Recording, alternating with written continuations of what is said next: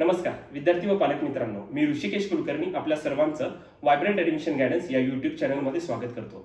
मित्रांनो, सर्वांना आपला रिझल्ट समजलेलाच आहे. सर्व विद्यार्थ्यांनी आपला रिझल्ट पाहिलेला आहे.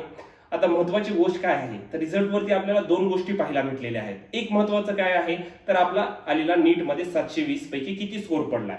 दुसरी महत्त्वाची गोष्ट काय आहे तर माझा 18.5 लाख मधून जे साधारणतः विद्यार्थी ऑल इंडिया मधून एक्झाम दिलेले होते त्यापैकी माझा ऑल इंडिया रँक काय आलेला आहे. ह्या दोन गोष्टी आपल्याला आता समजलेल्या आहेत.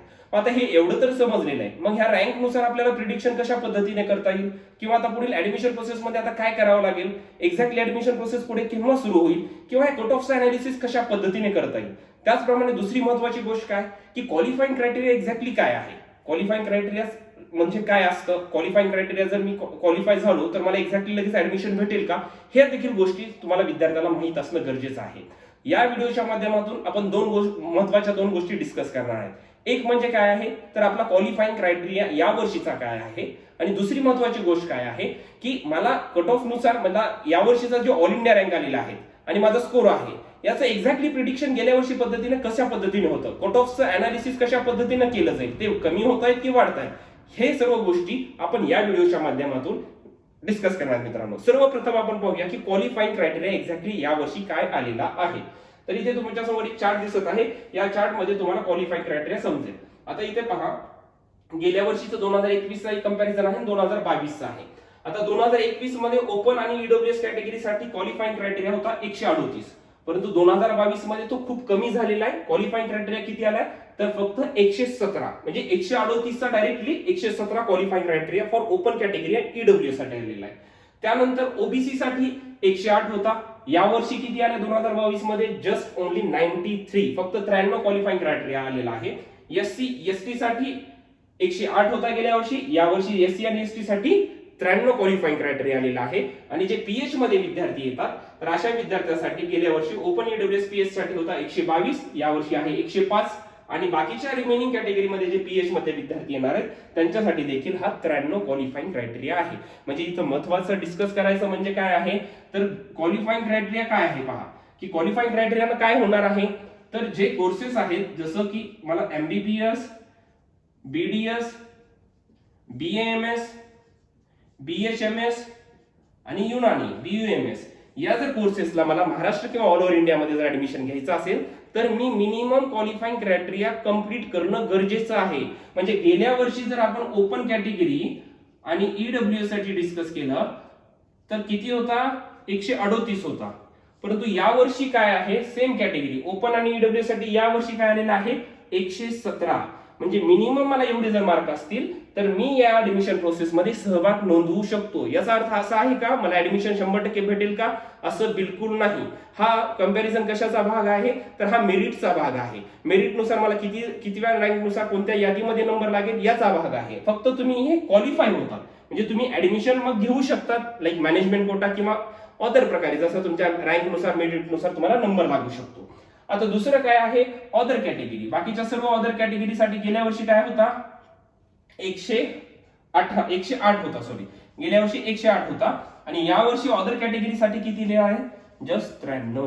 म्हणजे हा क्वालिफाईंग क्रायटेरिया खूप कमी आलेला आहे. बरेचसे विद्यार्थी आन्सर की आणि ओएमआर शीट आल्यानंतर म्हणत होते की सर मला 100 मार्क्स आले, मला 102 मार्क्स आले, मला ऍडमिशन जर घ्यायचं आहे परंतु मी एलिजिबल होईल का नाही. तर त्यांच्यासाठी अत्यंत चांगली गोष्ट आहे की जस्ट एलिजिबिलिटी क्रायटेरिया हा खूप कमी आलेला आहे, 93 मार्क्स आलेले आहेत. आणि ओपन ईडब्ल्यूएस महत्वाचं हे पहा की बऱ्याचशा विद्यार्थ्यांचा फोन येते सर ईडब्ल्यूएस साठी आम्हाला 93 आहे का, तर ईडब्ल्यूएस साठी बिलकुल नाही, ओपन ईडब्ल्यूएस साठी 117 आहे. हे लक्षात घ्या. मिनिमम एवढे मार्क्स असतील तर आपण ऍडमिशन प्रोसेस मध्ये या 405 कोर्सेससाठी एलिजिबल आहेत. हे तुम्हाला महत्वाची पहिली गोष्ट समजलेली आहे. आता दुसरी महत्वाची गोष्ट आपण लागलीच डिस्कस करणार आहे ते म्हणजे काय आहे तर माझ्या रँक आणि स्कोर नुसारचं माझं या वर्षीचं कट ऑफचं अनालिसिस कशा पद्धतीनं असू शकेल. तर आपल्याला तर हे तर गोष्ट समजली क्वालिफाय कशा पद्धतीनं आपण झालेलो आहे. आता महत्वाचा पुढची गोष्ट काय आहे तर महत्वाची गोष्ट अशी आहे की या वर्षीचा माझा जो ऑल इंडिया रँक आलेला आहे आणि माझा जो स्कोर आलेला आहे तर गेल्या वर्षी एक्झॅक्टली सिनारिओ कशा पद्धतीने होता, मग कट ऑफ कशा पद्धतीने राईज होत आहे की कमी होत आहे, जस्ट एक अनालिसिस करत आहेत आपण. एक्झॅक्टली कट ऑफ किती मार्क्सनं कमी येणार आहे किंवा कशा पद्धतीने होईल हे आपल्याला महाराष्ट्र स्टेटमध्ये जेव्हा एसएमएल रँक येतात म्हणजे स्टेट मेरिट लिस्ट जेव्हा येईल एक्झॅक्टली आपल्याला तेव्हा प्रिडिक्शन सर्व पद्धतीने करता येतील. तर आपण एक ओव्हरऑल सिनॅरिओ या वर्षीचा आपण पाहणार आहे, हे तुम्ही लक्षात घ्या. आता इथे बघा महत्वाचं काय सांगितलेलं आहे की आता वेगवेगळ्या मार्क आणि रेंजनुसार आपण कंपॅरिझन केलेलं आहे. आता बघा हा इथं सुरुवातीला दिलेला काय आहे तर ऑल इंडिया रँक आहे आणि इथे आहे नीट 2021 चे मार्क आणि या वर्षीचा आलेला मार्क. आता आपण बघूया काही आपण अनालिसिस करतो काही मार्कचे काही मार्कशीटचे. ठीक आहे. तर आता एका विद्यार्थ्याचा 6741 हा मी पहिल्या टेबल मध्ये जे देतोय ते आहेत ऑल इंडिया रँक. ठीक आहे. ऑल इंडिया रँक बघा ऑल इंडिया रँक काय आलेला आहे 6741 आणि त्या विद्यार्थ्याचा नीट 2021 मध्ये स्कोर काय होता पहा 637 आणि आता नीट 2022 मध्ये काय स्कोर आलेला आहे 640.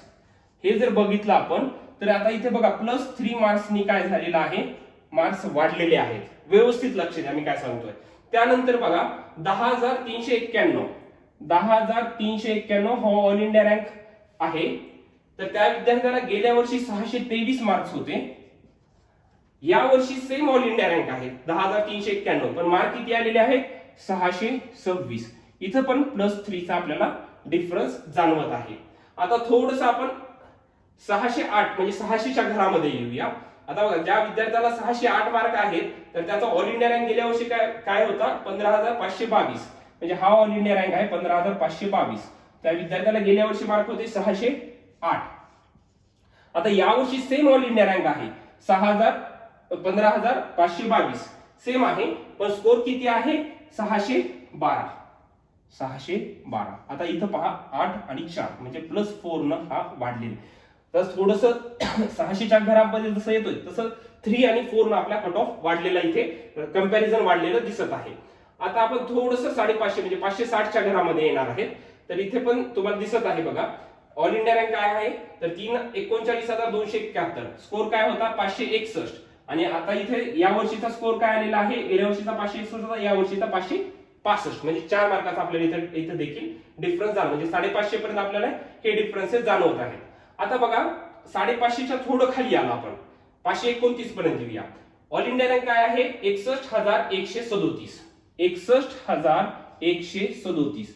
आता त्या विद्यार्थ्याचा स्कोर काय होता 529 आणि या वर्षीचा स्कोर काय आलेला आहे 531. इथं पाहिलं तर +2 न आपल्याला राईज झालेला दिसतो.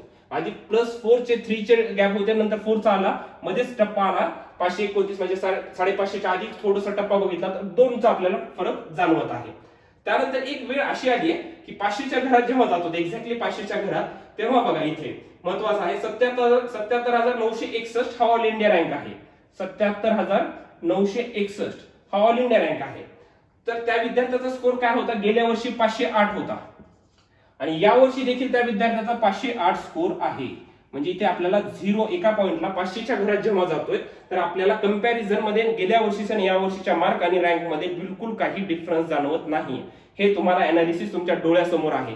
एक गोष्ट लक्षात घ्या जे की बरेच दिवसापासून चर्चा चालली होती या वर्षीचे कट ऑफ हे कमी येणार आहेत पण एक गोष्ट लक्षात घेतली पाहिजे या वर्षीचे कट ऑफ मध्ये जास्त काही फरक पडत नाही हा आपल्याला या सिनारिओ मधून दिसत आहे. एक्झॅक्टली प्रिडिक्शन आपल्याला SML रँक आल्यानंतरच कळणार आहे.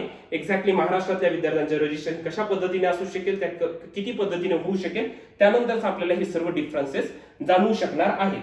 तर या पद्धतीने हे पॉईंट तुमच्या लक्षात घ्या. हे फक्त आपण महाराष्ट्राबद्दलचं कंपॅरिझन करणार आहे. त्यानंतर पहा आता की थोडंसं आपण जसं पुढे जाणार आहेत. आता आपण 500च्या घरात तर बघितलं. आता आपण थोडंसं बघूया एक 450च्या इथपर्यंत काय होत आहे. 450 गेल्या वर्षी ज्यांना पर्यंत जेवढ्या विद्यार्थ्याला मार्क होते तर त्यांचं काय होतं तर बघा 1,28,804 1,28,804 हा होता ऑल इंडिया रँक. तर त्या विद्यार्थ्याला गेल्या वर्षी होते 454 आणि या वर्षी किती आलेला स्कोर 447. एक जवळपास 51, 53, 54 जवळपास 7 मार्काचा आपल्याला इथे -7 चा आपल्याला इथे डिफरन्स जाणवत आहे. जसं जसं खाली जातोय तसं तसं आपल्याला कट ऑफ मध्ये कमतरता म्हणजे कमी आलेल्या रँक कंपॅरिझन आपल्याला जाणवत आहे गेल्या वर्षीचं आणि या वर्षीच्या मध्ये. हे गोष्ट विद्यार्थ्यांनी लक्षात घेतली पाहिजे. आता आपण तुम्हाला इथे दाखवतो मी थोडंसं आपण आता जर 370च्या टप्प्यामध्ये जर गेलो तर ऑल इंडिया रँक काय आहे 2,33,442. त्या विद्यार्थ्याला 370 मार्क होते. यावर्षी मार्क्स किती आले 356. साधारणतः 14 मार्काचा -14चा आपल्याला इथे डिफरन्स जाणवत आहे. हे विद्यार्थ्यांनी लक्षात घ्या. त्यानंतर आपण जर बघितलं शेवटी 275, ज्या विद्यार्थ्याला गेल्या वर्षी 275 मार्क होते त्या विद्यार्थ्याचा ऑल इंडिया रँक होता 3,91,274. यावर्षी किती आलेला आहे 275 मार्क होते गेल्या वर्षी, यावर्षी आहे 263. म्हणजे इथं जर बघितलं तर इथं साधारणतः -12 मार्क. म्हणजे जसं जसं आपण खाली जातोय तसं तसं आपल्याला कट ऑफ थोडासा म्हणजे मार्काने रँक ऑल इंडिया रँक आणि कंपॅरिझन गेल्या वर्षी आणि या वर्षी मध्ये आपल्याला कमतरता जाणवत आहे. अशा पद्धतीनं आपण जर हे टोटल अनालिसिस केलं, जर केलं तर साधारणतः आपल्याला काय समजत आहे बघा की 600 ते 650 मार्क्स दरम्यान 3 मार्कांनी मेरिट वाढलेले. 600 ते 650. आता 550 ते 600च्या मार्क्सच्या दरम्यान 3 ते 4 मार्कांना मेरिट वाढलेलंच आहे. इथे 3चा डिफरन्स होता, पुन्हा 3 ते 4 मार्क्सने वाढत गेला. 500 ते 550च्या दरम्यान 1 ते 2 मार्कांनी मेरिट पुन्हा थोडंसं कमी झालेलं आहे. मेरिट 1 ते 2 मार्कांना आपल्याला जाणवला. 400 ते 450 आता जसं 400च्या टप्प्यात येतोय तेव्हा 2 ते 5 मार्कांना मेरिट उतरलेलं आहे. हे लक्षात घ्या. जसं खाली येतोय आपण तसं मेरिट आपल्याला उतरलेलं जाणवत आहे. 350 ते 400च्या मार्क्सच्या दरम्यान 12 ते 13 मार्क्सनं मेरिट आपल्याला उतरलेलं दिसत आहे. आणि 300 ते 350च्या दरम्यान आपल्याला 12 ते 14 मार्क्सने मेरिट म्हणजे खाली उतरलेलं आहे. गेल्या वर्षीचं आणि या वर्षीचं आपण जर स्कोर आणि ऑल इंडिया रँक आणि स्कोरचं कंपॅरिझन केलं तर अशा पद्धतीने आपल्याला ह्या गोष्टी समजलेल्या आहेत की या वर्षीचा एक्झॅक्टली प्रिडिक्शन कशा पद्धतीने असू शकेल. गेल्या वर्षीचा ऑल इंडिया रँक काय होता, त्या विद्यार्थ्याचा स्कोर किती होता, या वर्षी माझा ऑल इंडिया रँक काय आलेला आहे आणि माझ्या या स्कोरनुसार माझं गेल्या वर्षी आणि या वर्षीचं प्रिडिक्शन कशा पद्धतीने असू शकतं. एक्झॅक्टली आपल्याला एसएमएन रँक आल्यानंतर महाराष्ट्रातली आयडिया अजून जास्त क्लिअर होणार आहे. परंतु विद्यार्थ्यांनी एक गोष्ट लक्षात घ्या की जास्त कट ऑफ खाली काही उतरणार नाही. हे गोष्ट लक्षात घ्या. राहिला प्रश्न 50 सीट ते एनएमसी बिलचा, ते आल्यानंतर बरेचसे गणित बदलणार आहेत. परंतु सध्या तरी विद्यार्थ्यांनी हे लक्षात घेतलं पाहिजे. आता महत्वाची पुढची गोष्ट काय आहे, महत्वाची ही गोष्ट आहे की आता आपल्याला सर्वांना डॉक्युमेंटची तयारी करावी लागेल. आपल्याला पुढील ऍडमिशन प्रोसेस कशी असते हे देखील समजून घ्यावं लागेल. त्यानंतर टप्प्याटप्प्याने सर्व प्रोसेसला पुढे जावे लागेल आणि नक्कीच एक तुम्ही चांगला काउन्सिलर निवडा जेणेकरून तुम्हाला तुमच्या करिअर मधला चांगलं कॉलेज तुम्हाला निवडता येईल. 12वी पर्यंतची मेहनत खूप महत्वाची तुम्ही घेतलेली आहे. काही विद्यार्थ्यांनी रिपीट केलेलं आहे, काही विद्यार्थ्यांनी 2दा रिपीट केलेला आहे. त्यांचे स्कोर देखील आलेले आहेत. परंतु आता एक शेवटचा टप्पा आहे, that is only counselling. Counselling मध्ये जर तुम्ही चांगल्या पद्धतीने समोर गेलात तर निश्चित तुमच्या स्वप्नातलं कॉलेज तुम्हाला भेटण्यापासून कोणच रोखू शकणार नाही. त्यामुळे मी तुम्हाला सर्व विद्यार्थी आणि पालकांना विनंती करतोय, व्हायब्रंटची शेवटची बॅच ऍडमिशन आता सुरू झालेले आहे. टोटल 4 बॅच असतात. मी तुम्हाला लास्ट व्हिडिओमध्ये सांगितलेले आहे 3 बॅचचे आमचे सक्सेसफुल ऍडमिशन क्लोज झालेले आहेत. ही 4थी बॅच सुरू आम्ही केलेली आहे. या बॅच मध्ये तुम्हाला जर व्हायब्रंट मध्ये ऍडमिशन घ्यायचं असेल लवकरात लवकर एनरोल करा, कारण की 100% विद्यार्थ्यांना आपला रिझल्ट समजलेला आहे. लातूर, बीड, बारामती, पुणे आणि नांदेड या ब्रांच मध्ये तुम्ही जाऊन व्हिजिट करू शकता, तुमच्या मनातले डाऊट्स विचारू शकता आणि तुम्ही आजच व्हायब्रंटला एनरोल करू शकता, जेणेकरून आम्ही तुम्हाला तुमच्या स्वप्नातलं चांगलं कॉलेज मिळवून देण्यासाठी नक्कीच प्रयत्न करणार आहेत. जर तुम्हाला काही अडचणी येत असतील कमेंट सेक्शन मध्ये मला सांगा, आपण त्यावर नवीन आधारित एक व्हिडिओ बनवणार आहेत आणि तुम्हाला सर्व तुमच्या मनातल्या शंकांचं निरसन करण्याचा मी प्रयत्न करणार आहे गाईज. Thank you so much.